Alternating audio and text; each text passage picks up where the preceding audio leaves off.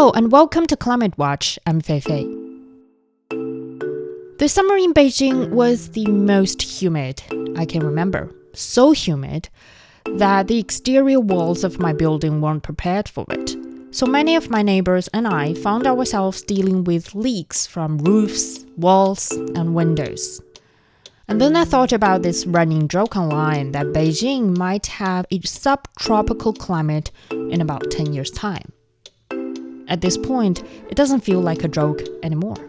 And also, I was very uncomfortable living in this level of humidity. When it comes to climate and our health, it's not just the dramatic disasters that make the headlines like storms and typhoons. It's also about this. An overwhelming level of humidity or heat stroke during hotter summers, the spread of infectious diseases into new regions, sleepless nights due to rising nighttime temperatures, and even job loss for those who work outdoors. And according to the latest Lancet Countdown report, climate change is already contributing to millions of premature deaths every year through extreme heat, air pollution, wildfires, and the expansion of infectious diseases. The report provides a comprehensive look at how climate change and public health are deeply connected. And I had the chance to speak with Cai Wenjia, one of the authors of the Lancet Countdown China report. We talked about China's experience in public health and how the country is working to adapt to these new challenges. Cai Wenjia is also the professor in the Department of Earth System Science at Tsinghua University and also the director of Lancet Countdown Regional Centre for Asia. To start off, I'd like to first check with you about the past summer/fall seasons in Beijing. How do you find, the weather? If the audience also live in Beijing, I think you would share the same feeling with me that we rarely experience this spring and autumn anymore. We usually say autumn is the most beautiful season in Beijing. However, we see that abrupt change between summer and winter, and the autumn really lasts quite short. And regarding summer, I think it started to take up a larger share of the time in a whole year, which I personally feel that it comes earlier than previous years and lasts longer. And also during summer, you will also feel that our weather is hotter than before, and also you would see more rain happening in the summer of Beijing, and so the humidity in Beijing is also going up. And that is why sometimes we feel, we are living in south part of China, and this has never been felt, especially like 20 years ago when I first came to Beijing. And at that time, the summer in Beijing in some ways really lovely. It's cool and it's dry, and sometimes you don't need to open your air conditioner. But right now, like I still remember this May, I have two kids, and they started to yell, I can't live in this room without air conditioner. We can't live without that. And sometimes I feel the same. So it's real. This climate is changing around us, and I think a lot of the people, they feel quite similar to me. Yeah, exactly. I also share this similar feeling this year, especially I've noticed moles on our walls at home this year, which is very rare in Beijing. And it's not an experience based on science because we've never done any experiment but I did hear some of my friends complaining about their coughing more, and they have like different reactions because of the more wetter weather this year in Beijing. And I couldn't help but start to thinking about your report, the Lancet Countdown China report. And you and your team compiled this report for 6 years now. And you've identified a link between, changing weather patterns and our health. And in particular, in this year's report, I think I noticed one data when it comes to the link between extreme rainfall and infectious diseases. So can you explain to us how heavy rainfalls or more rainfalls can actually contribute to the spread of infections? Yes, this is a very interesting topic, and a lot of the general public really couldn't tell the link. I'm also personally, I'm also learning from the public health experts in our report team. And in China, one of the most important infectious disease, or let's say climate sensitive, so its incidence rate would be highly correlated to the extreme weather events. So what are the most the type of extreme weather events that are closely related to these kind of infectious disease? I believe it is the extreme rainfall. And one of the most important infectious disease in China is the dengue fever. Well, in north part of China, we haven't heard of that a lot, but we know that in south part of China, this year we have been really being harassed by this type of disease, which causes you a really high fever. It's being transferred by the mosquitoes, and that is why controlling these number of mosquitoes is the key measure to control this dengue fever in the summer season. And you certainly would witness, or you have this feeling that after the rainfall, those mosquitoes becomes more active. 3 phases from egg to pupa, it needs to be developed in water. And that is why exactly these rainfall, the strength of the rainfall, and also the length of the rainy season would really be a sensitive parameter to influence the amount of mosquitoes and also the active level of those mosquitoes. So I would say with more and more heavy rainfalls happening around us, we will be able to see more and more mosquitoes, and they really love this hot weather and also humid weather. So this rainfall would also contribute to the humidity in the environment, and then with more amounts of mosquitoes and more active mosquitoes, then it would help spread dengue fever. And I can't help to mention that this summer we also learned a new word, which is the chikungunya fever, also happening in south part of China, and we haven't heard about it. So this kind of chikungunya fever was also carried by the mosquitoes. I have to say that if the frequency becomes higher in the future, and we might be able to see more and more infectious diseases, not only existing ones but also new ones being brought to our daily life. And actually, if you look at our annual report, you would see the climate suitability to transfer dengue fever in China has been increased in half of the cities, more than 200 cities in China. So from south part of China until the middle and even middle north part of China, their climate suitability are increasing. For most of the cities, especially in southeast part of China, the climate suitability to transfer the dengue fever is increasing. So that really deserves our further attention.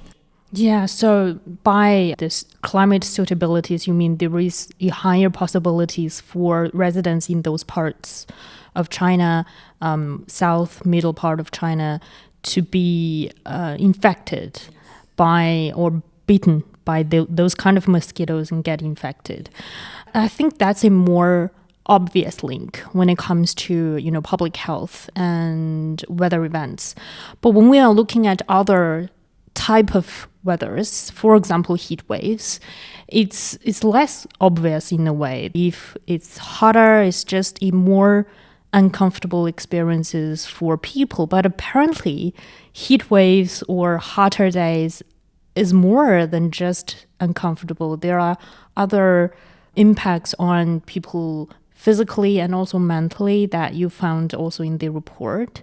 I don't think a lot of people have noticed. They may have experienced those symptoms, but they haven't, draw the link between, I'm experiencing this because of climate change. Yes, I'm trying to remember one data I talked with my students in class. Back in like 30 years ago, according to the heat wave definitions that are mentioned in our report, which have some slight difference with the China Meteorological Agency, I don't think we need to cover that. But 30 years ago, the heat wave days in Beijing is only like 4 to 5 days in the whole year, because heat wave, we identify that as the hottest days in summer. But in recent years, the number of heat wave days in Beijing have increased up to 20 to 25 days. So you need to know that our summer in China, the average temperature has only increased by 0.3 degrees in the past 30 years. So about 0.1 degrees per decade. So what does it mean? It means that with every 0.1 degrees increase, it changes how our summer look like, because the number of heat wave days has changed from the previous 4 days to 25 days. And how would that change our life? I think this is a very important question. I don't know how many of you have this similar feeling with me, that when you wake up in the morning, presumably you would say, well, in the morning the temperature should be like cooler compared to the midday when the sun is quite strong. But with the effects of climate change, sometimes you will feel, well, on the road to the school or to my work, the temperature is already hot enough to change my way of going to work. Or for some people who are used to do some morning exercise before they go to work or go to the school, then the weather becomes even more challenging for them to do outdoor exercise. So we all know that doing outdoor exercise is very, very important to keep ourselves healthy, and also for our mental health. It will be also very important. But this kind of more and stronger heat waves, they would change your choice of going, or the mode, how you go to work, and whether you could do physical exercise in a comfortable environment. So this actually affects us in one way. And when we arrive in the schools, or when we arrive in our office, if you try to focus or to work in a hotter and even humid environment, it's really hard to finish a work in really high efficiency, or to finish it with a high quality. So these have all been backed up by those experiments in the lab. The lower efficiency might also affect your work quality and even quantity. For some jobs that needs to be paid especially by the quantity of goods they produce, their income might also be influenced. So especially for those handmade workers, and also like delivery person, we sometimes hear that they will have some accidents during their work. And also for construction workers, from these empirical data, we also see more occupational injuries happening in those hot weathers. So that also affects us. But if we finish up the work and we came back home, we will, when we try to get to sleep, then the mosquitoes, which are more active during the summer, will try to interrupt our sleep. And also the hotter night is also being approved to one key element that affects your sleep quality, and also tries to reduce the length of your deep sleep. So this year in our report, we have added one new indicator, which is the sleep loss during hot nights. And the number actually shows that in year 2024, the overall sleep loss for each person in China have reached up to 23 hours, and this has been increased by 15% than 30 years ago. And these deep sleep loss, which is something we really cherish about, have been increased to a larger amount, which is about 20%. And these sleep loss have been concentrated in south and also in southwest part of China. So With this, I just want to describe how an ordinary day in summer for the ordinary people would be affected by the hotter and more humid environment. It actually affects you for 24 hours a day, and not only physically you can't enjoy the outdoor environment, but also indoor when you are at work or when you are trying to get some sleep, get some rest, but also mentally, because we know that having more interactions with the outdoor environment, with the natural environment, is good for your mental health. So I do see that heat waves, as you mentioned, shouldn't be ignored and shouldn't be ranked lower than some of those rapid onset events like the flood or the storms or the hurricane. But these kind of slow onset events should also receive higher attention. You just described a day of my day, basically any day in July or August this year. I remember in summers in Beijing, if you get up before 7 or 8, you're able to run outside for half an hour very comfortably, but it's very difficult to do this year. So I had to stop running for basically a month. Otherwise, I need to get up at around 4 or 5 in the morning, but I couldn't because I didn't sleep very well. So it's a very vicious cycle for in the summer that I wish to run more, but I couldn't, and I tried, I struggled. If I may, I want to add, we have in the previous years we have looked at the data in Guangzhou, and it seems like in year 2000 they only have July and August, which, if we look at the 24 hours, most of the day in Guangzhou at these 2 months are not suitable for doing outdoor exercise. But in year 2021, when we look at the data, they have from May to September, most of the days in that season is not suitable to do any physical exercise outdoors.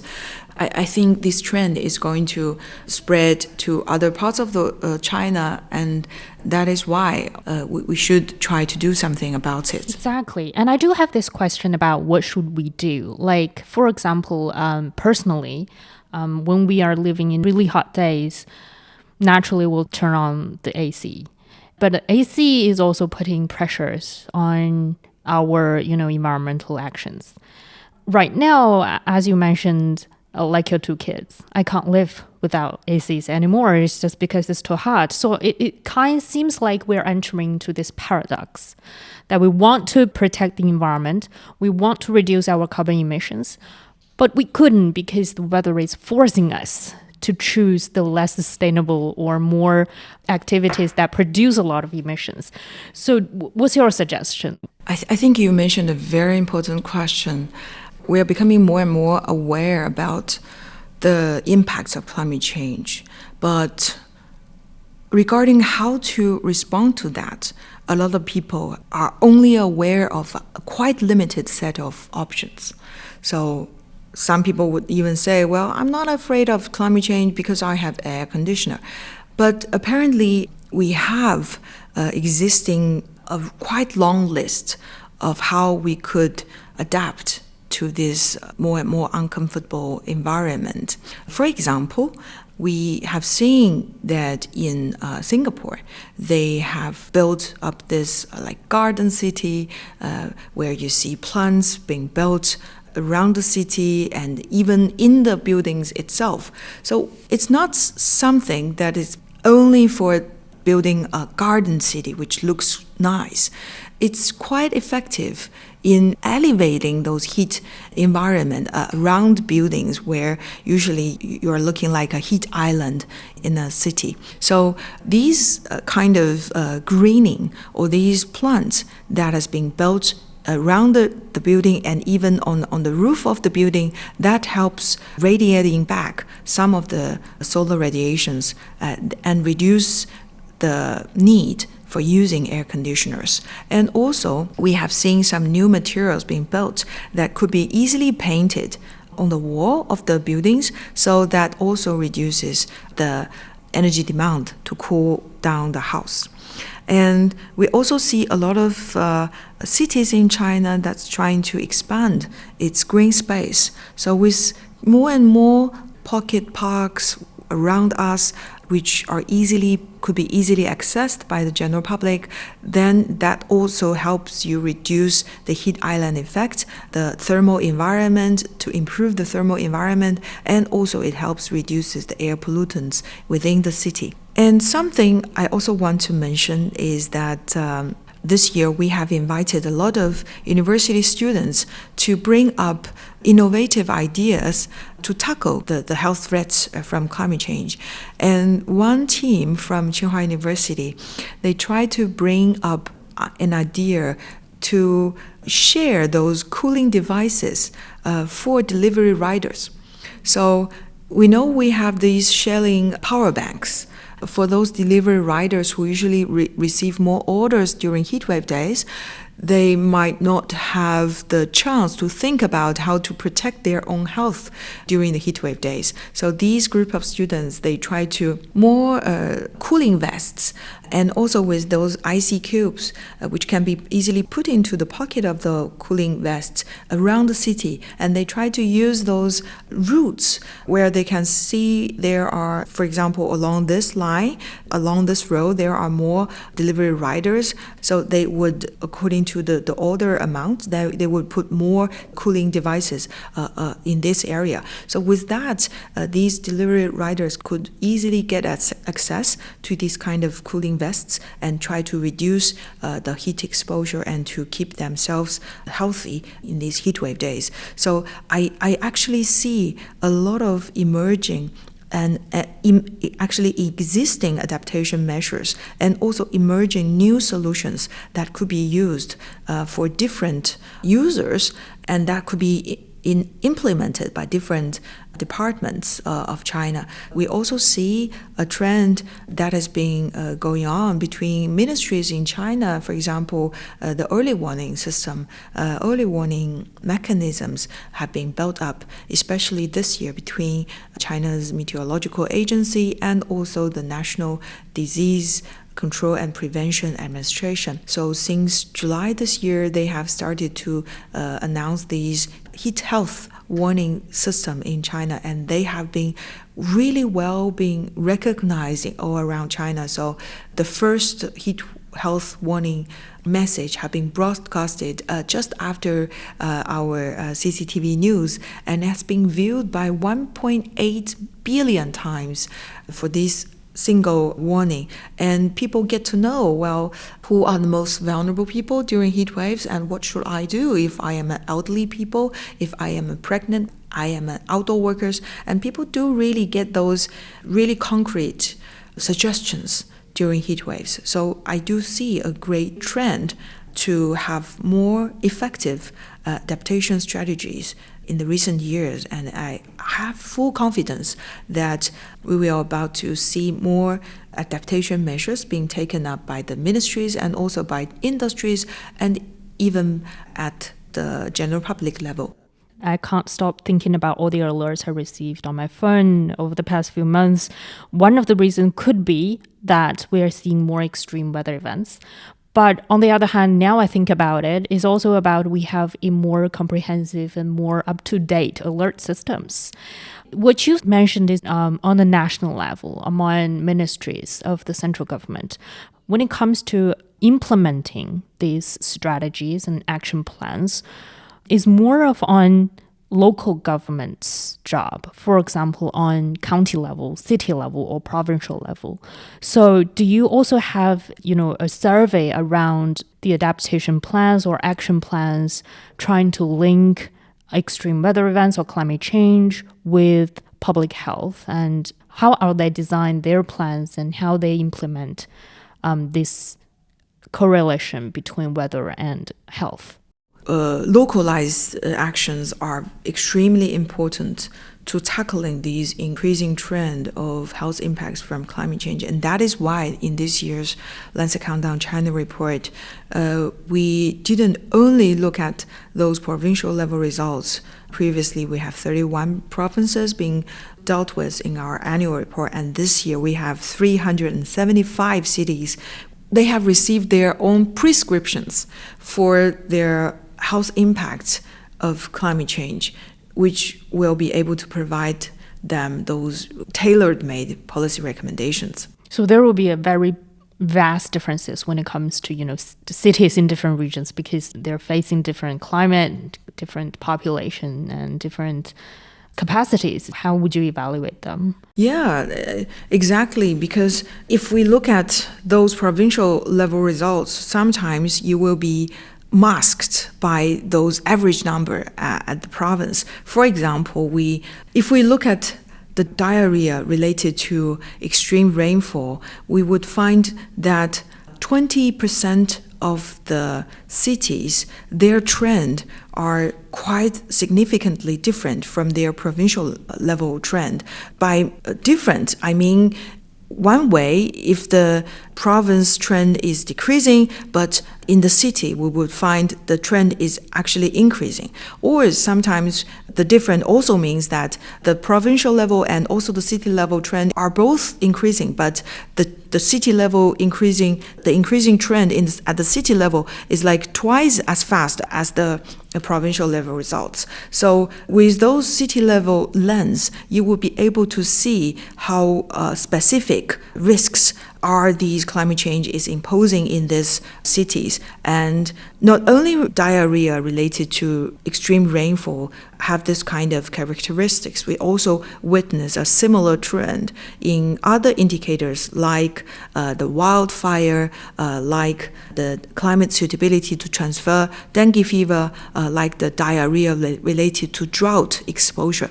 In these indicators, the share of cities which have a different trend compared to their provincial level trend is above 20%. So with these kind of indicators, we should really try to look at those city level results. However, for those heat-related indicators, for example, those heat-wave-related mortality, those heat-related physical activity hours loss, then we also call it the city outliers, which means their trend is different from their provincial level results.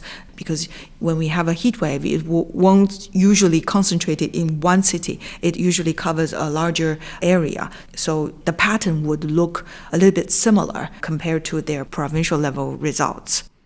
This sounds like a very complex map if we really want to launch very tailor-made strategies in adapting to different climates and different health risks. Yeah, but as you mentioned, those city-level actions are really important, and we've started to see more and more cities trying to establish their own health adaptation action plan.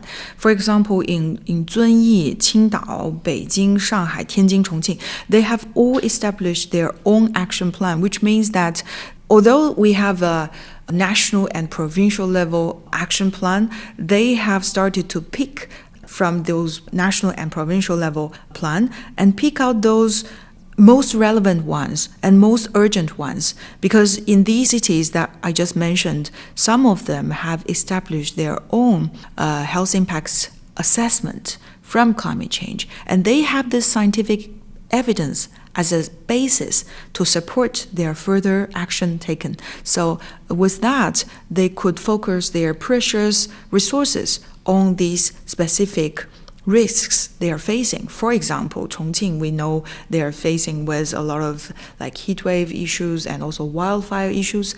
Then their tasks would be highly related to this field. So I do encourage these provinces and also cities who have the capacity to do that, try to start up with those kind of risk assessment and then to establish your own action plan related to this. And it's not something new. It's not something extra burden, because A lot of the cities in China, they have started to do these climate-adapted cities pilot initiated by the Ministry of Ecology and Environment. And also we notice that in this year's China's National Determined Contributions, the latest one, our President Xi has also announced that we will try to achieve climate-adapted society by the end of 2035. So this will become a common target for every province, for every city in China. And we need to start thinking from now rather than in year 2030. That would be too late. So this is a good time window because we are starting to set up our 15th five-year plan. And we always talk about how we emphasize both mitigation and adaptation. I think it's time for us to think seriously and also to use our planning and also strong implementation to realize this, to make our city more adapted to the future climate change. So at this year's COP30, you were also part of the meetings, and I know that you are launching as well this report at COP30 in Belém. When you look at COP meetings and also other international meetings surrounding climate, do you think the health issues that we just discussed has been mainstreamed into these the global policy making and also adaptation strategies? In fact, November the 13th is the Health Day in COP. We are launching this Belém Health Action Plan. Prior to COP30, the COP presidency have issued a fifth letter to the international community, and I was really touched by some of the words that's being mentioned by the COP presidency. It says that for far too long, climate action has been framed as a question of technologies and timelines, but at its core, this is a story of who we are, what we remember, how we care, and what we want to preserve and create. And the COP presidency also re-emphasized that climate action is a human act, and climate action should come from people and end with people. So it's not something that is far away, because if we want to achieve carbon neutrality, we can't do it without everyone getting involved. And if we want to make people feel that I am relevant in this climate action journey, I have to feel it. And how can I feel that I am relevant to that? I think health is a topic that everyone has relationship with, and everyone has their own personal feelings with. We see ourselves being affected. We see our neighbors and beloved ones being affected with. I mean, this is something that is the key to unite people. So I think in the COP meetings, there have been a lot of climate change and health events being organized just around us. And health has been put into one of the key objectives of the COP presidency. And with the launch of the Belém Action Plan, you would be able to see more and more concrete action plans and also indicators being set up. I know there is a mention in the Belém Action Plan that they will set up a work program starting from this year until year 2028. And you know that 2028 is the year for the second global stocktake. Then, with this continuously working for 3 to 4 years, each country will be invited, although not required, but will be invited to submit their progress and also performance in health adaptation to climate change. So with that, we will be able to see more progress and more incentives to encourage involvement of more countries in the world to protect their own people. Until the end of the work program, year 2028, these whole overall trend and also overall efforts will be fed into the second global stocktake, and to see whether we have a smaller gap or we have a larger gap between the global goal for adaptation. I do see that health is something being reframed as the key concern of climate change. And this is a topic that could unite all governments and all civil societies, and every general public is related to that. And that is why I do see that health is being more and more mainstreamed in the global climate policy making, and especially with regard to the adaptation strategies. Also, before we go, I do have this last question when it comes to the Lancet report, the Lancet Countdown China report. I noticed that you are trying to carry a more hopeful turn in this year's report, and you emphasize a lot about risks as well as different more extreme weather events. But I do also notice you are sort of highlighting a lot of opportunities that could be found in this link between climate and health. So can you also share with us as a closing note on what opportunities are there for people to find, for business to thrive? Yeah, I really love this question, because previously when I talked to some of the city level decision makers, they will see, well, health adaptation is something new, and I'm used to building those spongy cities. I'm used to promote those water-saving agriculture sector. But health adaptation is something they don't know what to do with. But with more and more evidence being provided to how the health of the citizens being affected by climate change, people are started to become more curious on this issue.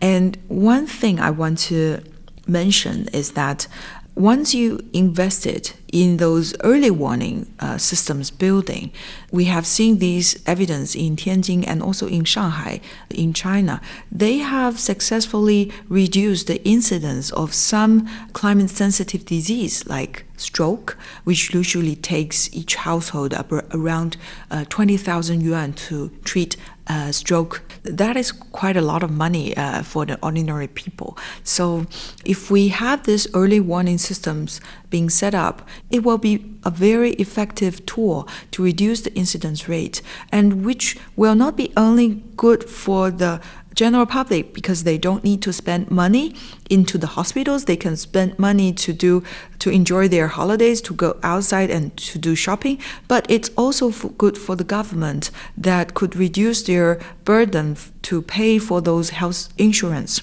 And this is something I want to say that's highly cost effective and could be paid back within 2 or 3 years of investment. The second thing I want to emphasize is that don't only treat health adaptation as a cost. Treat it as an industry opportunity, because we see the overall objective to become a climate adapted society by year 2035. Then how to do that? We need technologies. We need infrastructure building. Then who would be there to fill in this technology and infrastructure gap?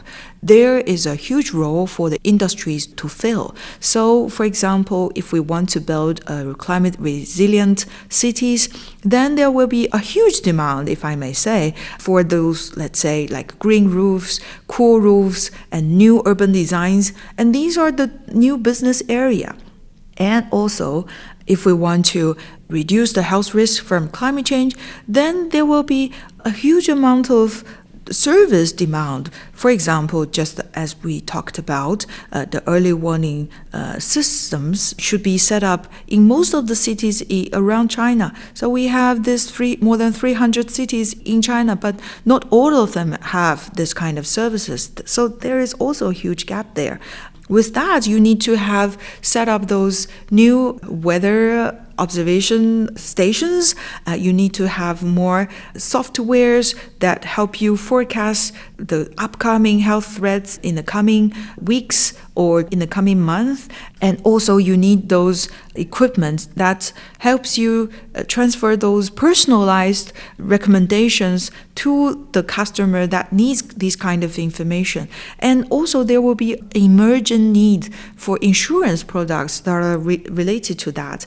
And also for those elderly people who may not be easy to receive this kind of services and who may not be easy to go outside when they are in those extreme weather events, then there will be some new markets for AI technologies or for those social workers to help them and visit them and provide them with the services and goods that they need.